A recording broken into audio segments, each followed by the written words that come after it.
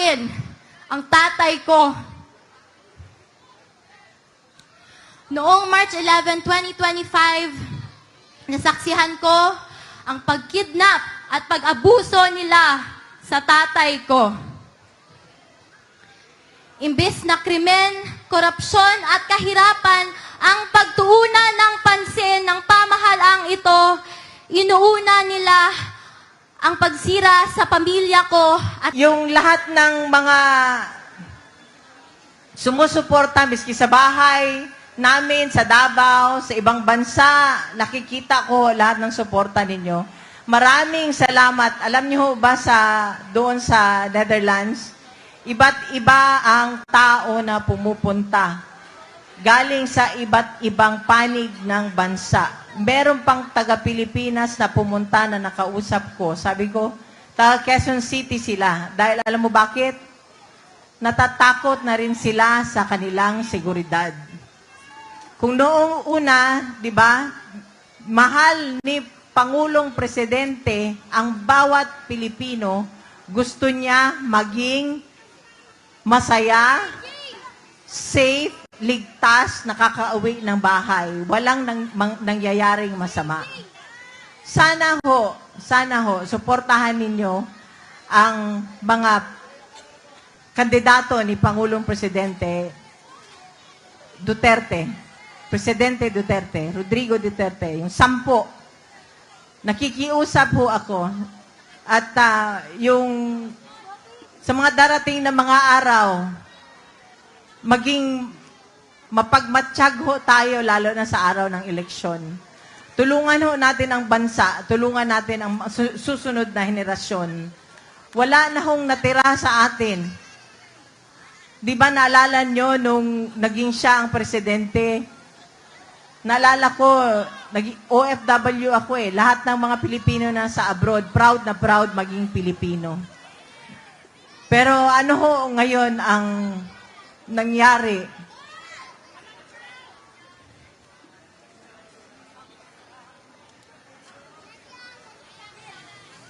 Kung kayo ang nasa sitwasyon namin nung nandun kami sa Villamor, parang hanggang ngayon nananaginip pa rin ako. Parang hanggang ngayon hindi pa rin ako makapaniwala.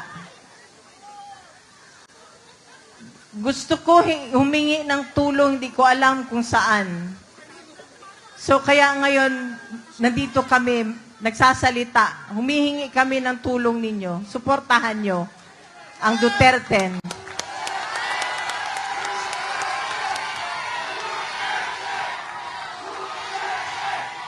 Duterte!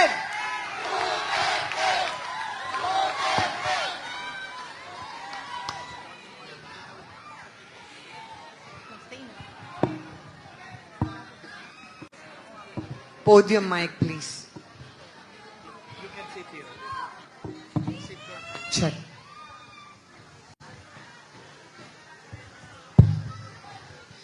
magandang gabi sa inyong lahat. Ako si Veronica Kitty Duterte, bunsong anak ni Pangulong Rodrigo Roa Duterte. Naaalala niyo po ba, noong panahon ni PRRD, nakakaalis at nakakauwi ng ligtas ang mga anak niyo? Ibalik natin ang ganoong pamamahala sa bansa. Nandito ako ngayon dahil kinuha nila sa amin, sa ating lahat, higit sa lahat, sa akin, ang tatay ko. Noong March 11, 2025, nasaksihan ko ang pagkidnap at pag-abuso nila sa tatay ko. Imbes na krimen, korupsyon at kahirapan ang pagtuunan ng pansin ng pamahalaang ito, inuuna nila ang pagsira sa pamilya ko at sa lahat ng kaalyado nito. Pumili tayo ng matino at matapat sa paglilingkod kasi kung hindi, kawawa tayong lahat at ang mga susunod na henerasyon. Mahalagang magkaisa tayo sa araw ng eleksyon, May 12, 2025. Suportahan natin ang PDP laban senatorial slate o mas kinikilalang Duterte.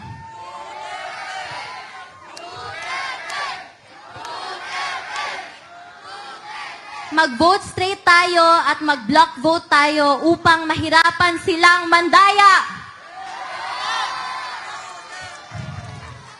To the OFWs, to the Filipino communities who took care of us, you have my love, respect, and gratitude. Sa katawhan nga nagpakita og walay undang nga paghigugma og pagsuporta, daghang salamat kay wa mininyo biyae. Kamo ang nagapakusog sa amo tanan. Maiaabot ako na personal na mensahe ng tatay ko sa bawat Pilipino. Sabi niya, I did what I could for my country. And you are all in my heart. Pangalawa, ang sabi niya, kung kakalimutan nyo lang rin ang Duterte, kalimutan nyo na lang rin siya.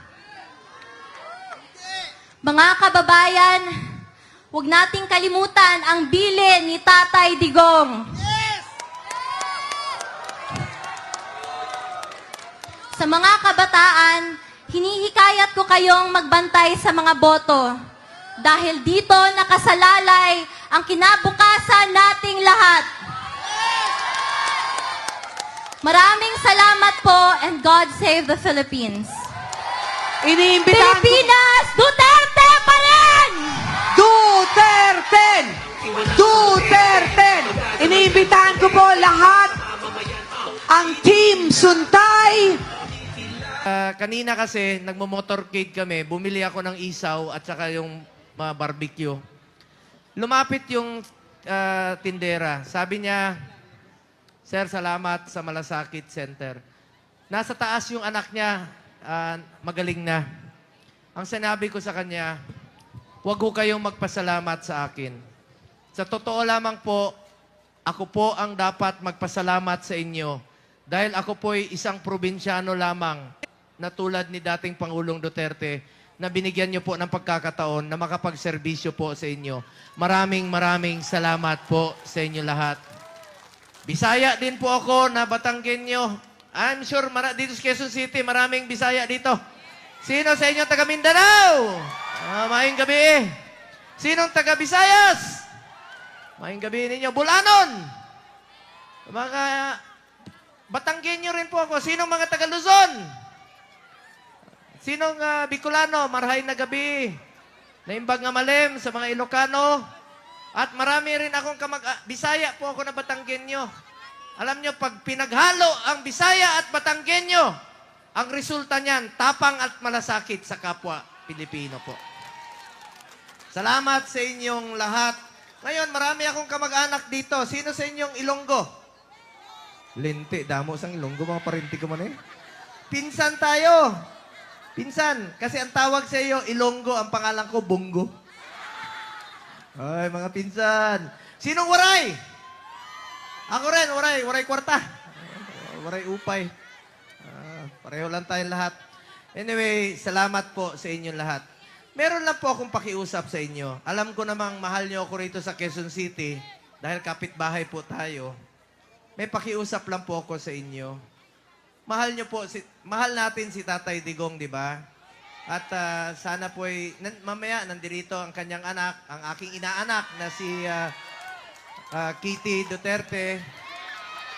Ngayon, alam nyo, pakiusap ko po sa inyo, patuloy nating ipagdasal si Tatay Digong. Ipagdasal natin ang kanyang kalusugan. Napakahirap po, 8 years old po na mapalayo sa pamilya at sa ating bayan. Ipagdasal po natin ang kanyang kaligtasan at ipagdasal po natin ang kanyang kalayaan.